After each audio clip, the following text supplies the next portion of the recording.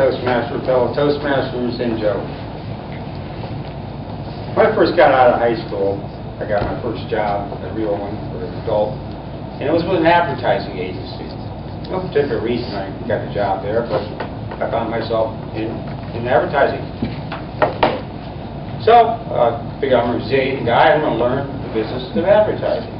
Like I said, I had no special interest in it. I figured I might as well learn while I'm there. So I took a couple classes at AgriU, and I applied myself with the advertising and slowly got promoted up. And next thing I know, I was going to be the ad salesman going out on the road. And I tried that for a couple months, dressed up in suit and tie, and went out and did what you're supposed to do as an ad salesman. And it dawned on me, I don't really like this. It wasn't me. Which reminds me of a tale about an old bureau, about the tailor named Zumak. Zumak was the finest tailor in the area.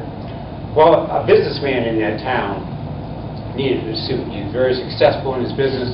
He decided it was time for him to dress up appropriately for the success he's had and go get a custom-made suit. So who would he go to but Zumak, the best tailor in the area. So he went down to Zumak to get all measured up. He was ready to go, and he went to get it the final fitting. He went down there and stood in front of the mirror and noticed one sleeve was 2 inches too long. He said, Zumak, this sleeve is 2 inches too long. And Zumak did not like taking back talk from his customers. He says, nonsense. There's nothing wrong with that shirt. It's the sleeve. It's the way you're standing. So he went over, pushed his whole shoulder up like this, and then there's a big clump of material back here. And the businessman said, Zumak, I have a big clump of material on my neck. My wife would hate that. Says, can you please take that out? And Zumak got all indignant about it. He said, my dear man, there's nothing wrong with that suit. It's the way you're standing. He went over and pushed the man's head forward, and it took the hump out of there. And he said, there's nothing wrong with the suit. It was the way you're standing. So the man's standing there like this. And he paid the high bill that Zumak charged, and he left the shop, confused. Trying to keep his suit so it looks good. And he got to a bus stop, and a fellow comes up and grabs him by the lapel and says, say, did you have that suit made by Zumak? He goes, yes, but how did you know? He says, only a master tailor like him could fit a crippled body like yours.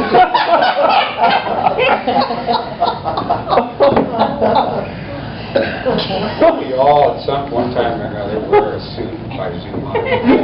Not physically, I mean up here.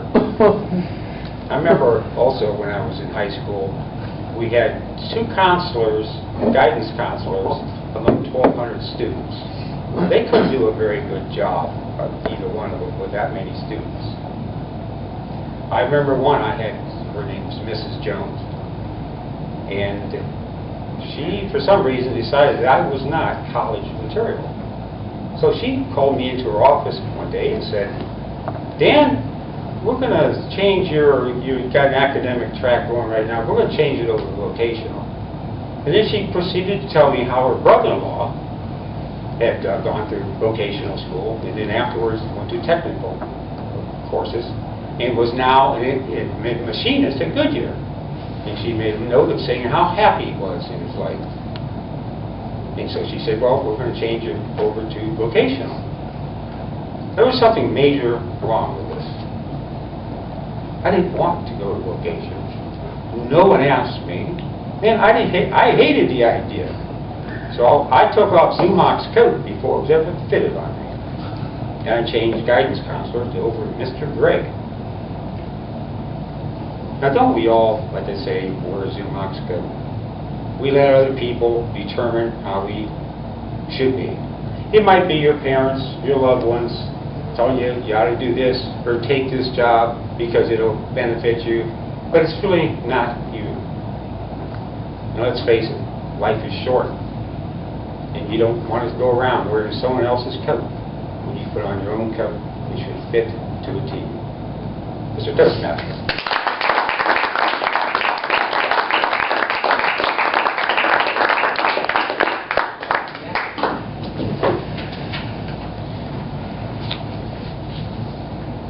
All right. Carol, are you ready? Yeah. Begin the evaluation.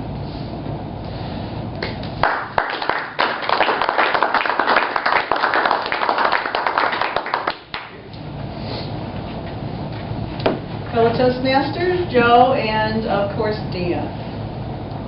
Dan, you were charged with project number 5 out of the communication manual, The Body Speaks. And there's so many parts of The Body Speaks. It's like stance, movement, I hate to say things verbatim, but I want to make sure I cover all of them, gestures, facial expression, and you did a great job.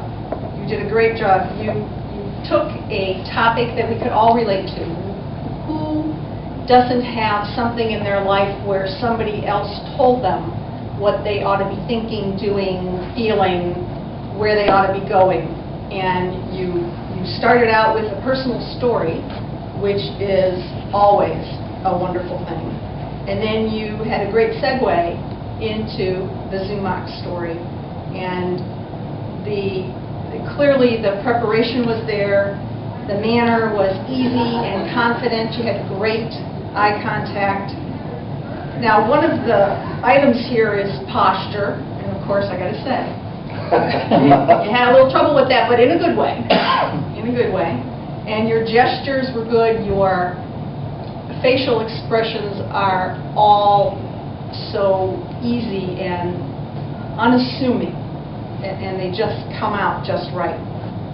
Body movements were good, the way that you did the sleeve and the fact that you wore the sport coat. And the speech purpose was very clear, as I've already mentioned. And I think that we all could take away something from that. Now, what did the speaker could have done differently to be more effective? I'm not sure, because you got right out front, you actually walked the walk, and you had to really practice on that one.